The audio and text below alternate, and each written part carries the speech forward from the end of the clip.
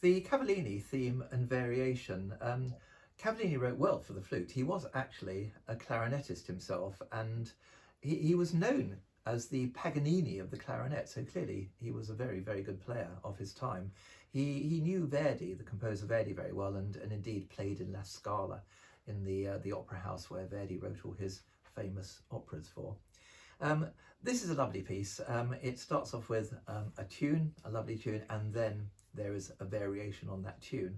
So you've already got the idea of the tune in your head when you're playing the variation, which to some extent will come out of the way that you shaped that particular part of the melody in the tune, the first version of it.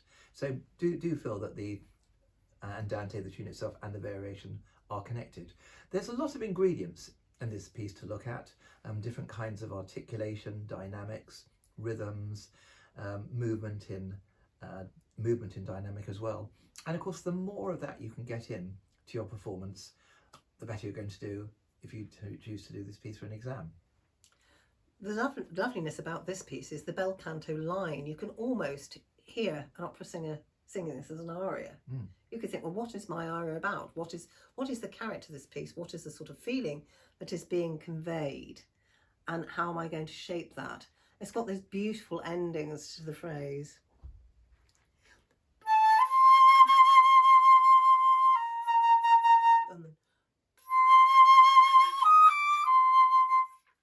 Make sure you shape the endings of the phrase beautifully, and always make the tones sing. Make these notes really, really connect one to another, and make sure when you're tonguing within the phrase that the legato is not lost.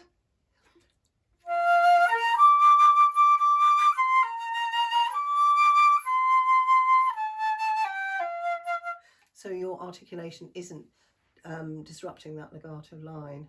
And I think there's definitely room for a certain amount of rubato. Oh yes, absolutely. In this piece. Yes. Rubato is that lovely effect in playing where your pulse is not always absolutely even. You take a little bit longer maybe to get to the next beat, and which makes the music that much more expressive. Yes, it's just lingering on that note, and how you articulate the note that you're sort of going towards. Perhaps think, well, perhaps I put a little line or lean on that note and then come away from it. Just, it's almost a subtle use of dynamic as well as articulation. It is. So a lot of fun to be gained from this piece, and it's certainly worth studying, even if you choose not to do it for an exam. There's so much in it, it will improve your playing in all sorts of different ways.